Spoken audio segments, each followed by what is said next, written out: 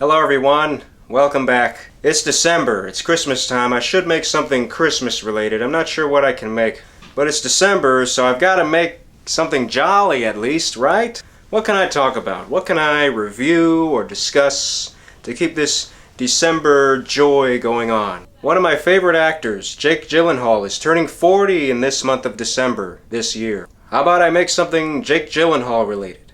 I discussed Brokeback Mountain a couple weeks ago. How about I discuss his other movie, Bubble Boy, the movie that made me really admire him. I had previously seen Jake Gyllenhaal in a small role in the movie Josh and Sam, and I saw him in the movie October Sky, but Bubble Boy was the movie that made me truly recognize him. I was 11 and a half years old when the summer of 2001 started. At the time, my family was subscribed to the magazine Entertainment Weekly.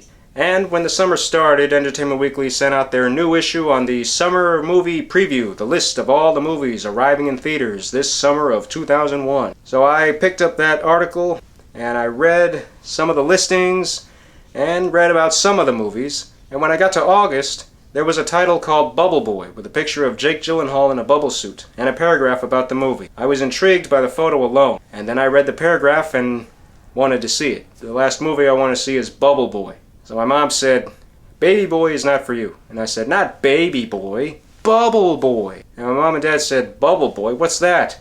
And I said, "It's about a boy in a bubble traveling across the country." My mom and dad weren't sure about taking me to see that. In late July, ads for Bubble Boy started airing on TV. My dad saw the commercial before I did and he thought it looked ridiculous. But when I saw the commercial for myself, I definitely kept my interest. Unfortunately, Mom and Dad didn't want to take me to see it.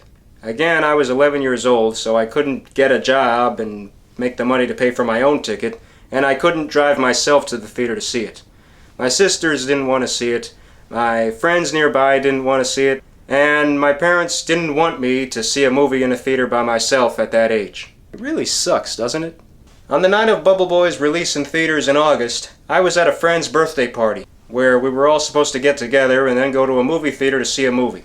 But the movie we were supposed to see wasn't playing at the time that we arrived. I suggested Bubble Boy as an alternative. I was the one adamant about it, saying, "Let's see Bubble Boy, it's a comedy." But one kid at the party said, "Bubble Boy looks horrible." The birthday boy himself actually changed his mind and agreed with me. He wanted to see Bubble Boy. Other friends wanted to see it too. But the birthday boy's father wanted a unanimous decision. All the friends at the party agreed that we wanted to see Bubble Boy, except for that one kid who said, "No, Bubble Boy's stupid, I'm not seeing that." So the birthday boy's father said, "No movie at all then," and we left. After the party, I shared that story with my dad, and he felt bad for me too. Still, Mom and Dad didn't want to take me to see it. My birthday was 2 weeks later, but Bubble Boy flopped so badly in theaters that by the time my birthday arrived, it already left. So I couldn't arrange that for my birthday party. It's kind of sad, isn't it? Bubble Boy was a box office disaster. It didn't make its budget back, and it left most theaters in 2 weeks.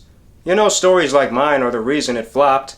A lot of imaginative kids wanted to see it in theaters, and no parents wanted to take them to see it. Bubble Boy should have been marketed to children, even with its PG-13 rating. PG-13 rated summer movies get marketed to children all the time. When I finally did see Bubble Boy, my parents didn't bother researching the content of the movie. They just let me watch it by myself. And that's okay, because when you're at that age, just before puberty, quick sexual references in movies just fly by you. I fully embraced my viewing of Bubble Boy. I laughed at it from start to finish, and I loved the story.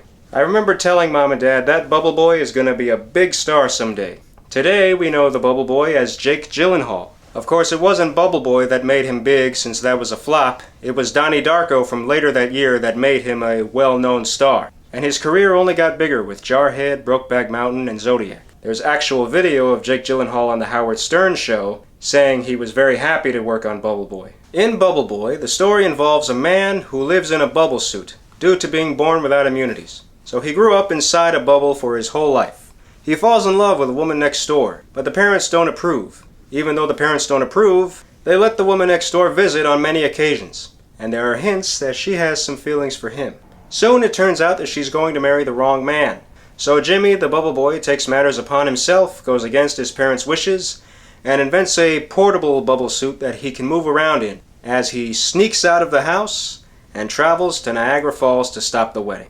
This movie might seem offbeat, that it's inspired by an actual rare condition in which someone does not have immunities. There are some very sad stories about the people who had this condition. This movie does not make fun of the syndrome, really. It shows kids and adults making fun of the syndrome, and they get told off right away, or they change their hearts later.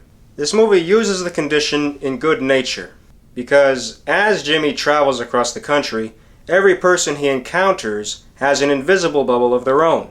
One person lives in the bubble of hatred and regret, bubble of following false beliefs, the bubble of fear of not being accepted for his love interest, the bubble of neediness to be better off with someone else, even the bubble of overprotective parents. The only way to succeed in life is to pop out of your bubble.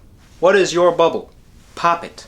From there, the visual hilarity is bright and shiny. The story is very well written and put together, and it's even quite affectionate. When I was in college, a lot of my film classmates referred to Bubble Boy as just a modern knockoff of The Graduate. Let me clear that up.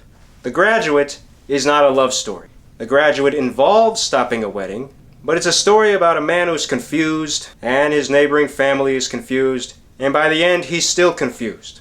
They're all still confused. Bubble Boy is a vastly different story from The Graduate. It's also worth noting, the movie downplays this since it's obvious, that Jimmy, the Bubble Boy, is celibate. There is a scene, specifically, early on, when Jimmy gets a big one for the first time. And not having learned what that is yet, he calls for his mom in panic. And his mom has him take deep breaths while reciting the Pledge of Allegiance until he can relax. And it takes him a while. He has to repeat the process over and over again until he finally cools down all the way. And he thanks his mom afterwards. Can't Touch This literally plays at the end of that scene. How did we not learn from this? Maybe if we saw this on the big screen, that scene would have gotten to our heads a lot quicker. There are quick PG-13 style sexual references in the movie too. It's part of the story, because Jimmy, the Bubble Boy, has to take part in this act in order to get a lot of money really quickly as part of his travel. You know, it really works. $500! Wouldn't it be nice if we were older, then we wouldn't have to wait so long? And wouldn't it be nice to live together in the kind of world where we belong? And wouldn't it be nice?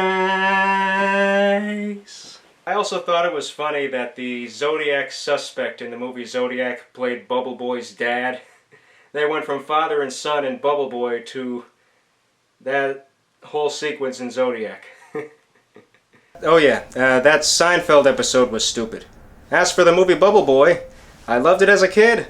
I love it now. I strongly recommend it to you. If you have seen it, do you like the movie as much as I do? Let me know in the comments section. Like and share the video if you enjoyed it. And, if you haven't already, subscribe to me for more videos. Hit the bell if you want to be notified of uploads. I'm making more videos for you and bigger projects for you as we speak. Have a great week and a great life, and always love yourself for who you are. Godspeed.